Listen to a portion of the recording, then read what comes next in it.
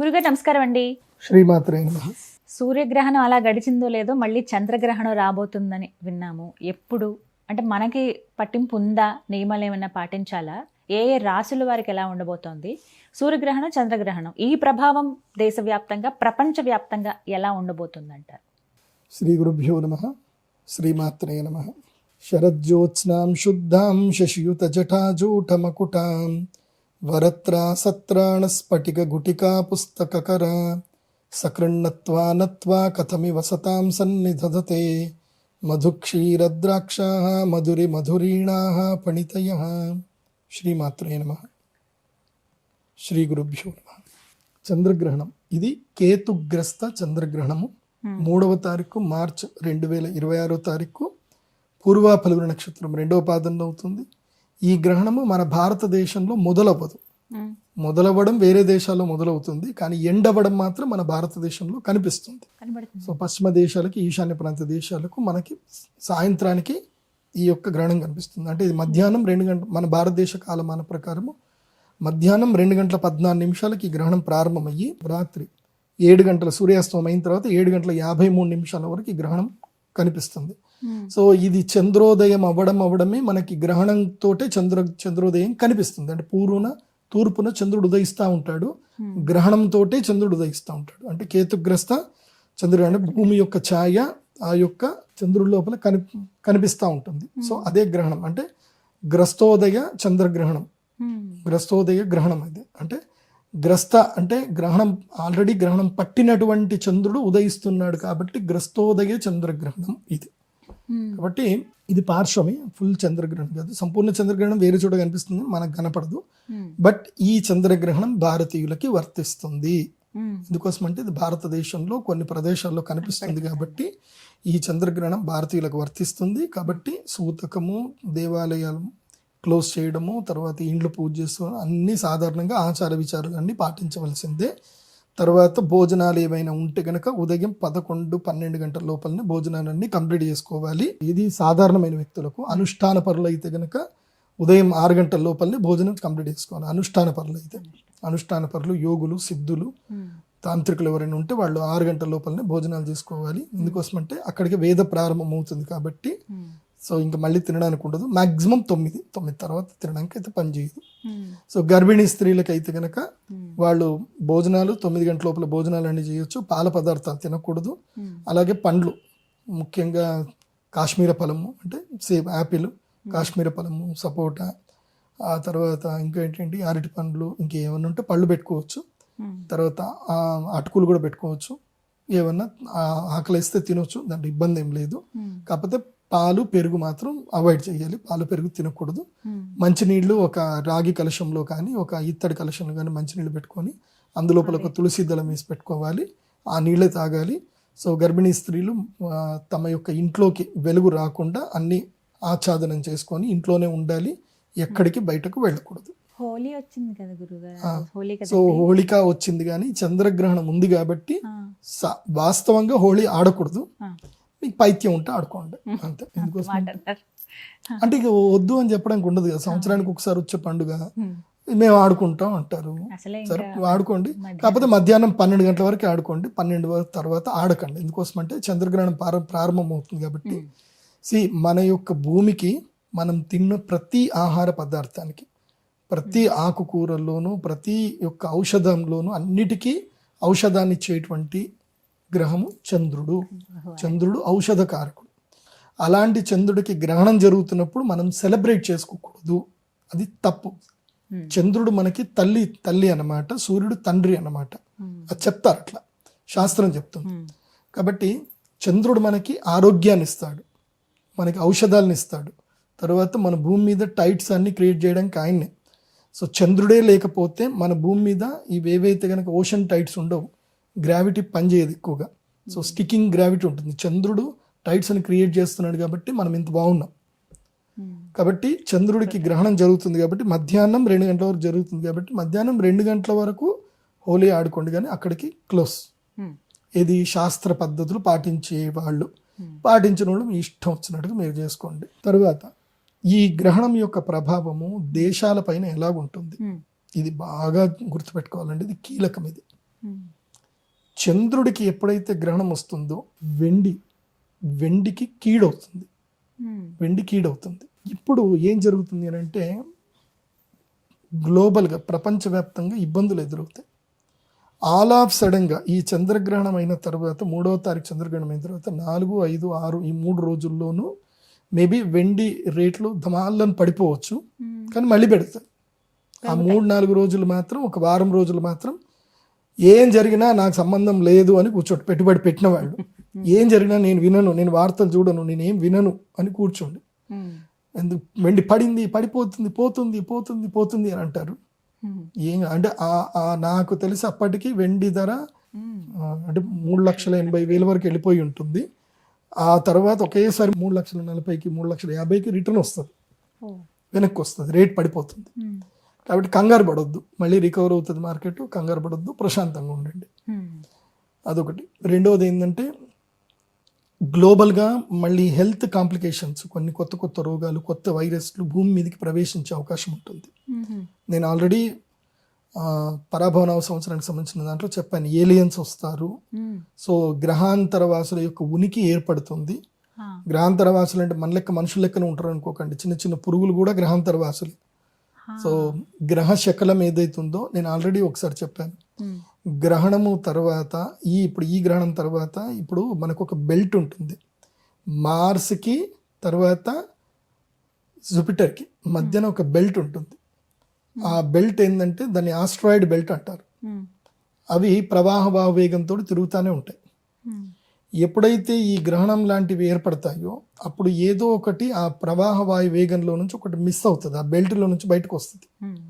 అదే ఆస్ట్రాయిడ్ అంటారు. సో అలాంటి ఆస్ట్రాయిడ్ ఒకటి ఈసారి ఈ గ్రహణం తర్వాత అందులో లోపల నుంచి బయటకు వచ్చేస్తుంది. ఆస్ట్రాయిడ్ బయటకు వస్తుంది. అది వచ్చిన సంకేతం మనకేం కనిపిస్తుంది అంటే విపరీతమైనటువంటి ఎండ పెరగడము.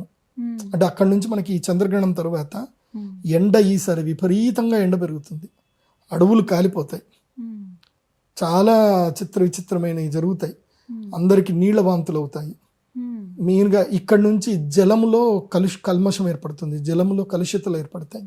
సో నీటి ద్వారా సంక్రమణమయ్యే వ్యాధులు వస్తాయి. కాబట్టి ప్రజలు చాలా అప్రమత్తంగా ఉండాలి. ముఖ్యంగా వాటర్ బోర్డు డిపార్ట్మెంట్ వాళ్ళు చాలా అప్రమత్తంగా ఉండాలి. సెక్యూరిటీ ఎక్కువగా పెంచాలి. ఓకే, అది మానవ తప్పిదం మనం అనుకుంటాం, మానవ ప్రయోగం అనుకుంటాం, కానీ అది గ్రహ ప్రేరితం. అది మనం దైవ శక్తి రీతి. ఎందుకోసం అంటే ప్రపంచంలో పాపం ఎంత పెరుగుతుందో, హింస ఎంత పెరుగుతుందో, ఈర్ష, ద్వేషం, అసూయ, క్రోధం, కామం, కోరికలు, విచ్చలవిడితనం ఇవి ఎప్పుడైతే పెరుగుతాయో అప్పుడు ప్రకృతి ఏం చేస్తుందంటే క్లీన్ చేయడం స్టార్ట్ చేస్తుంది. మనం ఏదో ప్రకృతి ప్రళయం వచ్చింది, అది ప్రకృతి చేసే పని.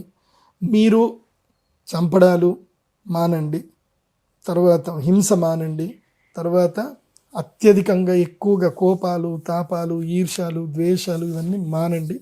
మనం ఎంత మంచిగా ఉండి ఇతరుల మేలు కోరుకుంటూ ఉండి మోసాలు, తప్పులు, పాపాలు, ఇతరులను ఇబ్బంది పెట్టడాలు ఇవేవి చేయకుండా ఉంటే ఆటోమేటిక్గా ప్రకృతి కామ్గా ఉంటుంది.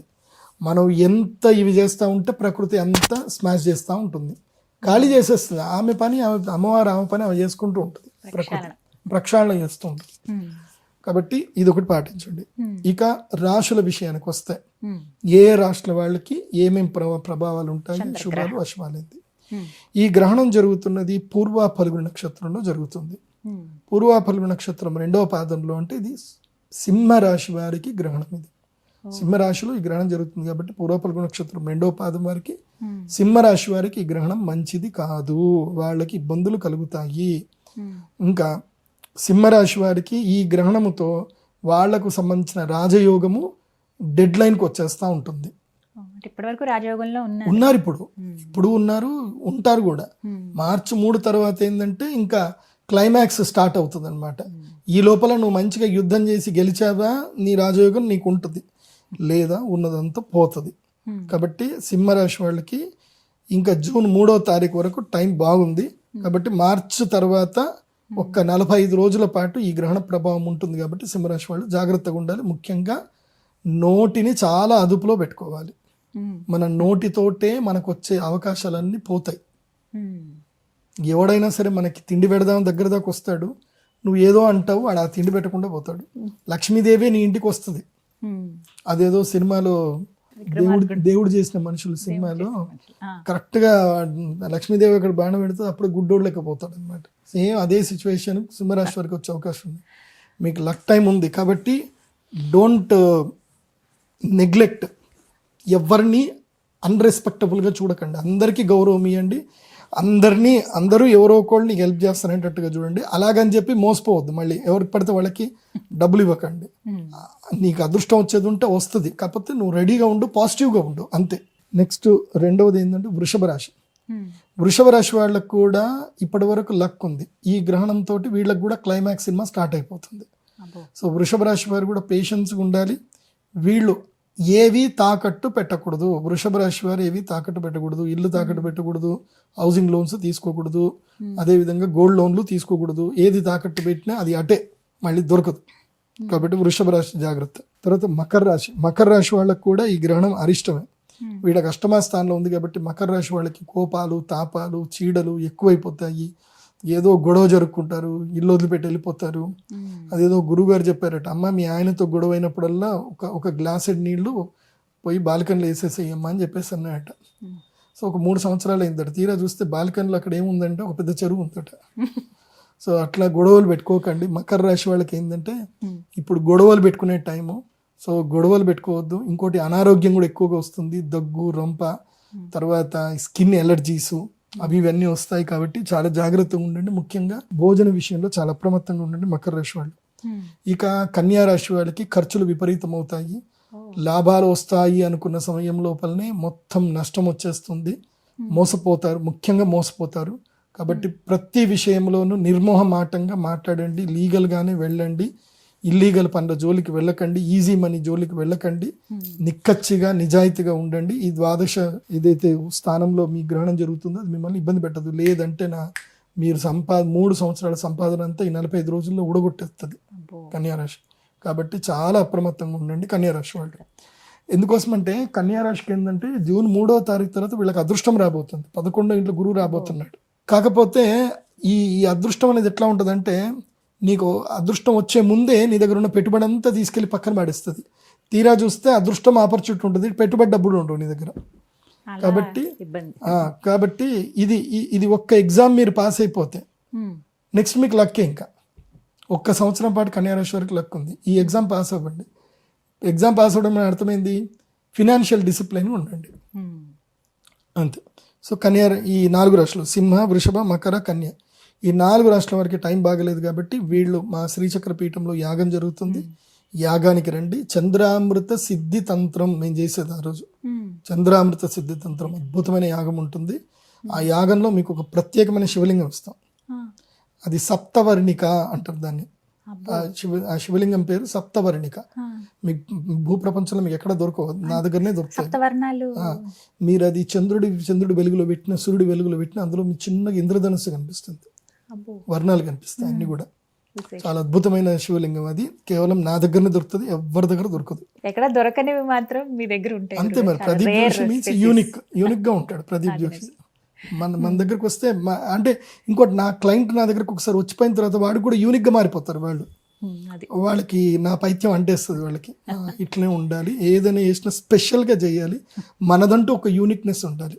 ఇప్పుడు ప్రదీప్ జోషి, ఇప్పుడు అందరు ఆస్ట్రాలజర్స్ కి మార్కెట్ తెలియదు, వెండి బంగారం ఎందుకు పెరుగుతుందో తెలియదు. గ్రహాలు చెప్తారు కానీ ఎందుకు ఏ ఇంపాక్ట్ వల్ల ఎందుకు అవుతుందో తెలియదు. పోనీ వెండి బంగారం పెరుగుతుందని చెప్తారు, ఎక్కడ పెడితే ఎట్లా లాభం ఉందని పెరుగుతుంది. మరి లాభం కూడా చెప్పాలి కదా. సో స్టాక్ మార్కెట్ తెలియాలి, ఆయుర్వేదం తెలియాలి, యోగా తెలియాలి, జ్యోతిష్యం తెలియాలి, కరెంట్ అఫైర్స్ తెలియాలి, అన్నీ తెలియాలి. అన్నీ తెలుస్తేనే is astrologer. That's why I'm the business astrologer. నేను బిజినెస్ పీపుల్కి మాత్రమే జ్యోతిష్యం చెప్తాను. నువ్వు నా దగ్గర జ్యోతిష్యం చెప్పించుకోవాలంటే నువ్వు బిజినెస్ చేసుకొని సంపాదించుకొని నా దగ్గర రావాలి, ఆ కసి పెంచుకోవాలి. ఏదో 2000 చెప్పండి గురుగారు, 3000 చెప్పండి గురుగారు అంటే నా దగ్గర టైం లేదు నిజం చెప్పాలంటే. ఇప్పుడు అపాయింట్మెంట్స్కి నేను ఇంకా ఇప్పుడు మార్చ్ వరకు అపాయింట్మెంట్స్ ఉన్నాయి నాకు. ఇప్పుడు ఏప్రిల్ వరకు అపాయింట్మెంట్స్ ఉన్నాయి. సో ఇప్పుడు జనవరిలో ఎవరైనా బుక్ చేసుకుంటే నేను మేలో వాళ్ళకి అపాయింట్మెంట్ ఇస్తాను నేను. అంటే అన్న అపాయింట్మెంట్లు నాకు పైప్ లైన్లో ఉన్నాయి. సో నాకే ఒక 3 నెలల టైం దొరకట్లే. నేను ఎటన్నా టూర్ వెళ్దామన్నా, ఎటన్నా పోదామన్నా సరే అన్ని అపాయింట్మెంట్లు వస్తానే ఉన్నాయి. ఇవి ఎప్పుడైపోతాయా, ఎప్పుడు నేను టూర్ కొడదాం అనుకుంటే కూడా దొరుకుతాడు. కష్టమే గురువు గ్యాప్ దొరకదు. నేను అందరికీ చెప్తున్నాను, ఈ గ్రహణం పట్ల అప్రమత్తంగా ఉండండి. కానీ ఒక లక్ ఉంది, ఈ గ్రహణం వల్ల అదృష్టం ఉన్నది. ఏ రాష్ట్రాలకు అదృష్టం అంటే ఇప్పటి వరకు అబ్బా దురదృష్టం రా దేవుడా ఇంకేం చేస్తలేం రా అన్న వాళ్ళకి ఒక్క 45 రోజులు ఆఫర్ ఇస్తున్నాడు భగవంతుడు. 45 రోజులు ఆ 4 రాష్ట్రాలకి ఆఫర్ ఇస్తున్నాడు. మిథున రాశి, మెయిన్గా మిథున రాశి వారికి చాలా బాగుంది. మిథున రాశి వారికి 3వ ఇంట్లో ఈ గ్రహణం జరుగుతుంది కాబట్టి వీళ్ళకి ధైర్యము, స్థైర్యము, లక్ష్మీ యోగము, తర్వాత దూర ప్రయాణాలు, స్థానచలనాలు అన్నీ కలిసి వస్తాయి. బ్రహ్మాండంగా ఉంటుంది. లగ్నంలో గురుగ్రహం ఉండేసరికి వీళ్ళ కొంచెము ఏదో బరువులు, బాధ్యతలు బాగా పెరిగిపోయి ఒక ఉదాసీనంగా ఉంటారు అనమాట. కాకపోతే మిథున రాశి వారికి నేను చెప్పేది ఒకటి, అహంకారం వదలండి. వదిలితే ఈ యోగాలన్నీ మీకు అదృష్ట యోగం వస్తుంది. అహం అన్న పెట్టుకుంటే మాత్రం రాదు. అందరికి పంచడానికి ఆలోచన చేయండి. మిథున రాశి వాళ్ళు ఎంత పంచితే మీకు అంత పెరుగుతుంది చూడండి. నెక్స్ట్ మీనరాశి, అసలే ఏలినాటి శని కుంపటి గుండెల మీదకి వచ్చేసాడు. నెత్తి మీద నుంచి గుండెల మీదకి వచ్చాడు. సో ఏలినాటి శనితో బాధపడుతున్న మీనరాశి వారికి రుణ బాధలు తీరిపోతాయి. ఈ 45 రోజులు ఏదైనా ప్రయత్నాలు చేస్తే రుణ బాధలు మొత్తం తీరిపోతాయి. రుణ బాధలు తీరిపోవడానికి ఇది ఒక శ్రీకారంగా ఉంటుంది. అంటే రుణాలు ఎక్కువైపోతాయి, డబ్బులు పోగొట్టుకుని ఉంటారు, అది ఉంటుంది, రుణాలన్నీ పోతాయి, శత్రు బాధలు విముక్తి అయిపోతుంది. సో దాని గురించి ఇనిషియేటివ్ తీసుకుంటే మీనరాశి వాళ్ళకి రుణబాధ, శత్రుబాధ, రోగబాధ విముక్తి కలుగుతుంది. తర్వాత వృశ్చిక రాశి వాళ్ళకి, వృశ్చిక రాశి వాళ్ళకి 10వ స్థానంలో ఉంది కాబట్టి వాళ్ళది పై చేయి అయిపోతుంది. ఉద్యోగ లాభము, తర్వాత వ్యాపార లాభము, స్థాన లాభము అన్నీ కూడా కలుగుతాయి. సో మన వృశ్చిక రాశి మన భారతదేశ ప్రధానమంత్రి, గౌరవ ప్రధానమంత్రి శ్రీ నరేంద్ర మోదీ గారిది. నాకు తెలిసి ఈ చంద్రగ్రహణం తర్వాత కొన్ని ఇవి జరుగుతాయి, గ్లోబల్ జియో పాలిటిక్స్ కొన్ని ఇష్యూస్ జరిగిన తర్వాత కంప్లీట్గా ప్రపంచవ్యాప్తంగా ఉన్న వాళ్ళందరూ కూడా విశ్వగురువు అని చెప్పి మన మోదీజీని అందరూ వచ్చి మాట్లాడిస్తారు. ఇక అవుట్ ఆఫ్ కంట్రోల్ అయిపోయింది, ఇక మీరు కంట్రోల్లో తీసుకోవాల్సిందే, మేము మిమ్మల్ని ఫాలో అవుతాం, మీరు ఏం చెప్పండి, మీరు ఏది చెప్తే అది. సో అది జరిగే అవకాశాలు ఉంటాయి. దాంతో మన భారతదేశం స్టాండర్డ్గా విశ్వగురువు ఉంటుంది. నాకు తెలిసి ఈ మూమెంట్ జరిగిన తర్వాత, ఈ గ్రహణం తర్వాతనే బ్రిక్స్ కాయిన్ బయటకు వచ్చేస్తుంది. బ్రిక్స్ వస్తుంది. నేను ఆల్రెడీ చెప్పాను, నేను లాస్ట్ ఇయర్ ఏం చెప్పాను, ఇటువైపు అడుగులు పడతాయి, భారతదేశానికి చైనాకి శత్రుత్వం ఉంటుంది కానీ శత్రుత్వం పోతుందని లాస్ట్ ఇయరే చెప్పా. విశ్వావసనామ సంవత్సరం మనం చెప్పినప్పుడు చెప్పా. మీరు కావాలంటే మళ్ళీ ఆ రాశిఫలాలు వెనక్కి వెళ్ళి చూడండి, నేను చెప్పినవి అన్నీ జరిగాయి. సో నేను అప్పుడు చెప్పాను, చైనాతో స్నేహం ఏర్పడుతుంది అంటే చాలా మంది కింద కామెంట్ పెట్టారు, చైనాతో మనకి స్నేహం పెడుతుంది, చైనా వాళ్ళు ఇది అది అని పెట్టారు. చైనా మీద టారిఫ్లు పోయాయి, చైనాకి మనకి డైరెక్ట్ ఫ్లైట్ టికెట్ స్టార్ట్ అయ్యాయి. సో వ్యవహారాలు చక్కబడుతున్నాయి. So Russia, China, Bharat, okay, so and Brazil and ఇంకోటి ఏంది మన సౌత్ ఆఫ్రికా అనుకుంటా, బ్రిక్స్. సో ఇవన్నీ కూడా కలిసి ఇప్పుడు ఒక అద్భుతమైన శక్తిగా తయారవుతాయి. సో అప్పుడు డాలర్కి ధీటుగా ఒక కాయిన్ వస్తుంది. ఇంకా అది ఉంటుంది చూడండి, సూపర్గా ఉంటుంది. అది ఓన్లీ ఇంపోర్ట్ ఎక్స్పోర్ట్స్కే పనిచేస్తుంది, అది అందరికీ పనిచేయదు. నార్మల్ కాయిన్స్ కింద పనిచేయదు, ఇంపోర్ట్ ఎక్స్పోర్ట్ కిందనే పనిచేస్తుంది. సో అది దేశాలకు మధ్యన, అంటే నువ్వు నేను డబ్బులు తీసుకొని ఎట్లయితే తీసుకుంటున్నామో అట్లా దేశాలు ఈ కాయిన్ని తీసుకొని సర్దుకుంటాయి అన్నమాట. ఇంకోటి ఫైనల్గా ఏంటంటే సూపర్ టాప్ లక్కీయెస్ట్ రాశి ఏంటంటే తులారాశి. వీళ్ళకి ఇటు గ్రహస్థితి బాగా ఉంది, ఇటు ఈ గ్రహణం వల్ల లాభం కలుగుతుంది. కాబట్టి తులారాశి వాళ్ళకి 3 నెలల కాలము లక్కీయెస్ట్ టైం. ఈ 3 నెలలు తులారాశి వాళ్ళు పట్టిందల బంగారం మంచిగా వెళ్తుంది. కానీ నేను ఒక్కటి చెప్తానండి, రాశి ఫలాల్లో, గ్రహణ ఫలాల్లో మేము చెప్పే బాధ్యత కాబట్టి మేము చెప్తున్నాం. కానీ ఒక్కటి గుర్తుపెట్టుకోండి, గ్రహ ఫలాలు, రాశి ఫలాలు మనకి నేను చెప్పినవి మీకు జరగాలంటే మీరు ఈ 5 ఫాలో అవ్వాలి. అయితేనే నేను చెప్పినవి మీకు జరుగుతాయి లాభాలు. Accept the life. నీ జీవితాన్ని ఎలా ఉన్నా దాన్ని యాక్సెప్ట్ చేయి. ఒకే దగ్గర కూర్చోకు, దుఃఖంతో ఏదో జరిగిపోయింది కదా అని అక్కడ కూర్చోకు. Accept the life, accept the ఛాలెంజ్ని యాక్సెప్ట్ చెయ్యు, భయపడకు, ఏదైనా సరే పోరాడు. Accept the challenge, okay. Go with the flow. Market flow ఏది ఉందో దానితోటి వెళ్ళు. Go with the flow. Market trend ఎట్ నడుస్తుందో ఆ ట్రెండ్ నువ్వు ఫాలోగా. నువ్వు పట్టుకున్న దాన్నే పట్టుకుంటా అంటే కుదరదు. మార్కెట్ పోయింది. ఇప్పుడు ఉదాహరణకి మేము కూడా పంచాంగాలు రాసేవాళ్ళం, లెక్కలు రాసేవాళ్ళం, ఇలా ఇలా ఇలా లెక్కలు వేసుకొని చేసేవాళ్ళం. నేను అట్లా చేసేది ఉంటే నా దగ్గర ఒక జాతకం రాయడానికి గంట టైం పడుతుంది, జీవనం జాతకం రాయడానికి. ఇక జాతకం చెప్పడానికి ఇక తర్వాత. అట్లాంటిది ఇప్పుడు మేము ట్రెండ్ ఫాలో అయ్యాం. మేము సాఫ్ట్వేర్ తయారు చేసుకున్నాం, ఆస్ట్రాలజీ సాఫ్ట్వేర్ తయారు చేసుకున్నాం. చిటికేస్తే అయిపోతుంది. మీరు ఒక 2,500 రూపాయలు 5,000 పేమెంట్ కడితే మీకు పీడిఎఫ్ హోరోస్కోప్ మీకు మేము ఒక 5 నిమిషాలు మేము పీడిఎఫ్ జనరేట్ చేస్తున్నాం, మీకు పంపించేస్తున్నాం. మేము ట్రెండ్ ఫాలో అవుతున్నాం, మీరు కూడా ట్రెండ్ ఫాలో అవ్వాలి. Go with the flow. మూడోది ఏంది? Go with the flow. Okay. నాలుగవది ఫర్గెట్, ఫర్గివ్, మూవ్ ఆన్. ఏంటి? Forget, forgive, move on. గతంలో ఏవైనా నేను దుఃఖపెట్టినవైనా జరిగినాయా మర్చిపో. నిన్నెవరైనా బాధ పెడుతున్నారా, నిన్నెవరైనా హింసించారా, నీకేదన్నా జరిగిందా వాళ్ళ వల్ల, నువ్వు వాళ్ళ మీద కక్ష పెంచుకుంటూ దేశం పెంచుకుంటూ వాళ్ళతో కొట్లాడుకుంటూ ఉండకు. ఎందుకోసం అంటే అది నీకు బ్యాడ్ పీరియడ్లో జరిగింది అన్నప్పుడు నువ్వు ఆ బ్యాడ్ పీరియడ్ అయిపోయింది అన్నప్పుడు నువ్వు దాన్ని కూడా వదిలేయాలి. అంటే నువ్వు ఫర్గివ్ చేయాలి, వాళ్ళని క్షమించేసేయాలి. దాని వైపు వెళ్ళకూడదు, ఇంకా నువ్వు ఫోకస్ చేయకూడదు. You should focus on move on, అంటే ముందుకు వెళ్ళిపోవాలి. Last one, be with you. నీతో నువ్వు ఉండు, నిన్ను నువ్వు సంస్కరించుకో. నిన్ను నువ్వు సంస్కరించుకోలేనప్పుడు నువ్వు నీ ఇతరులను సంస్కరించలేవు, నీ పిల్లల్ని సంస్కరించలేవు, వేరే వాళ్ళని ఎవరిని సంస్కరించవు. First make your self strong, make your self perfect, make your self punctual and make your self intelligent. So నీకు నువ్వే బాసవు. సో నిన్ను ఎవడో వచ్చి ఏదో చెప్తే కాదు, నీకు నువ్వే డిసైడ్ అవ్వాలి. నేను ఇవాళ 6 గంటలకు లేవాలి, నేను మార్కెట్ చూసుకోవాలి, నేను ఈరోజు మార్కెట్ ఎంత ఉంది, ఓపెన్ ఉంది, ఎంత ఉంది, తక్కువ ఉంది, ఇది వెళ్ళాలి. లేదంటే వాళ్ళు నేను కొత్త వాళ్ళని ఒక 4 పరిచయం చేసుకోవాలి, కొన్ని కొత్త ఆలోచనలు నేర్చుకోవాలి, కొత్త స్థలాలకు వెళ్ళాలి, మార్కెట్ ఏం వెళ్తుంది, ఎటు వెళ్తుంది, ఇవన్నీ చూసుకుంటూ నిన్ను నువ్వు సంస్కరించుకో. ఈ 5 నువ్వు పాటించినప్పుడు నీకు నా రాశి ఫలాలు పక్కా పనిచేస్తాయి. నువ్వు ఈ పాటించినప్పుడు నేను ఎంత రాజయోగం వస్తుందని చెప్పినా నువ్వు ఇంట్లోనే కూర్చొని ఒక మూల కూర్చొని రీల్స్ చూసుకుంటూ కూర్చుంటే నీకు ఏడొస్తుంది, ఏం రాదు, అది రాదు. కాబట్టి డోంట్ బ్లేమ్ మీ. ఇప్పుడు ఈ ప్రపంచంలో జియో పాలిటిక్స్ ఎందుకు జరుగుతున్నాయంటే గ్రహ మూమెంట్ బట్టి జరుగుతున్నాయి. నీ మూమెంట్ కూడా ఎట్లానే జరుగుతుంది. మీకు విషయం తెలుసా, నాకు టైం బాగా లేదని నాకు తెలిసినప్పుడు కూడా నేనేం చేస్తా అంటే ఐ స్టార్ట్ ట్రావెల్. టైం బాగాలేనప్పుడు ట్రావెల్ చేయాలి, తీర్థయాత్రలు వెళ్ళాలి, ప్రయాణాలు చేయాలి. మీకు విషయం తెలుసా, దానివల్ల లాభాలు కలుగుతాయి, వస్తాయి. నువ్వు వెళ్ళు, నీకు తెలుస్తుంది. నువ్వు తీర్థయాత్రలు వెళ్ళు, అది మిరాకిల్స్ జరుగుతాయి. దేవుడి దగ్గరికి వెళ్ళు, నీకు కష్టం వచ్చినప్పుడు దేవుడి దగ్గరికి వెళ్ళు, నీకు మిరాకిల్స్ జరుగుతాయి. నాకు ఎన్నో అద్భుతాలు జరిగాయి. I believe it. నేను నిజంగా చెప్పాలంటే ఈ సంవత్సరం January 1st నేను కొల్హాపూర్ అమ్మవారి దగ్గరికి వెళ్ళాను. కొల్హాపూర్ అమ్మవారి దగ్గరికి వెళ్ళి దండం పెట్టుకున్నాను. January 1st నుంచి January 27th వరకు నా ఇన్కమ్ 25 లక్షలు పెరిగింది. ఈ నెల రోజుల్లో 25 లక్షలు సంపాదించాను. కొల్హాపూర్ అమ్మవారు, ఆ అమ్మ అనుగ్రహించిందంటే ఏంటనుకుంటున్నారు? నేను అందుకే చెప్తున్నా, తిరుపతి వెళ్ళారా, కొల్హాపూర్ తప్పకుండా వెళ్ళండి. కొల్హాపూర్కి సారె పెట్టాలి, అమ్మవారికి సారె పెట్టాలి. మీరు తిరుపతి వెళ్ళి అయ్యగారి దగ్గర కోరిక మొక్కులు తీర్చుకున్నారా, వెళ్ళారా, మళ్ళీ చీర సార తీసుకొని వెళ్ళి కొల్హాపూర్ అమ్మవారికి సారె పెట్టాలి.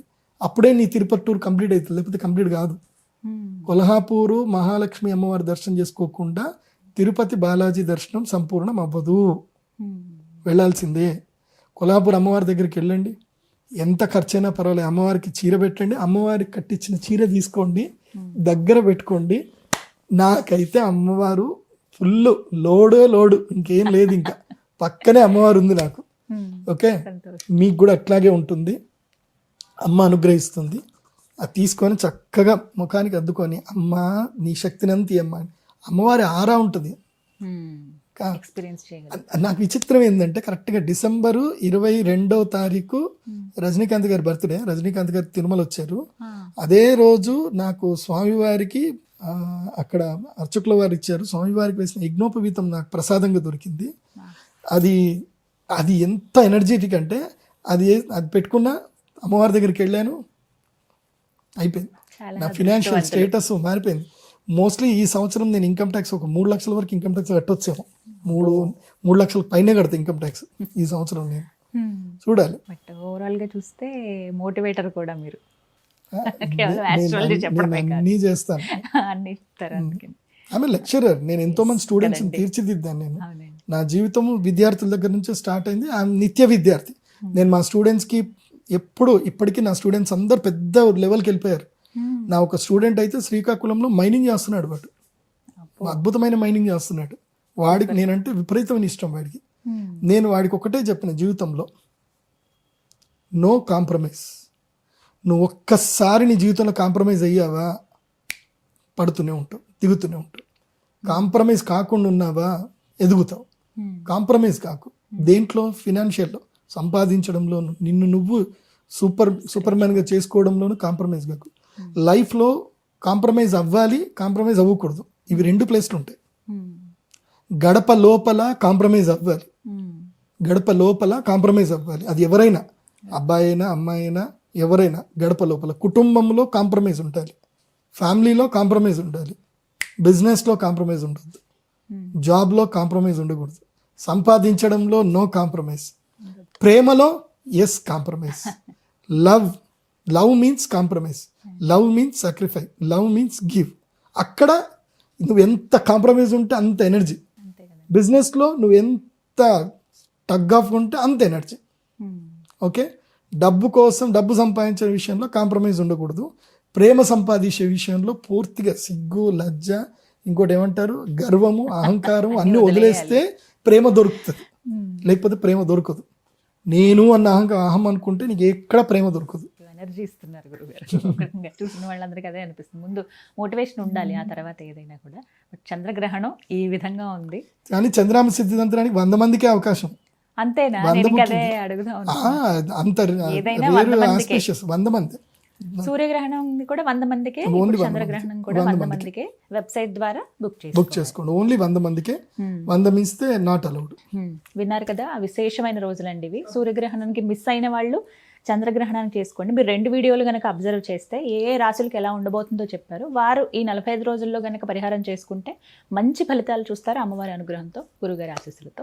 ఎవరైతే సంప్రదించాలనుకుంటున్నారో నెంబర్స్ ఉంటాయి. అలాగే వెబ్సైట్ ద్వారా మీరు కన్సల్ట్ చేస్తే పూర్తి వివరాలు తెలియజేస్తారు. వెబ్సైట్లో ప్రశాంతంగా బుక్ చేసుకోండి. టెంపుల్కి వచ్చే మీరు ఎవ్వరికి ఫోన్ చేయాల్సిన అవసరం లేదు. లేదండి. pradeepjoshi.com వెబ్సైట్ వెళ్ళాలి. అక్కడ మినిమం 5 ప్రైజ్ ఉంటుంది.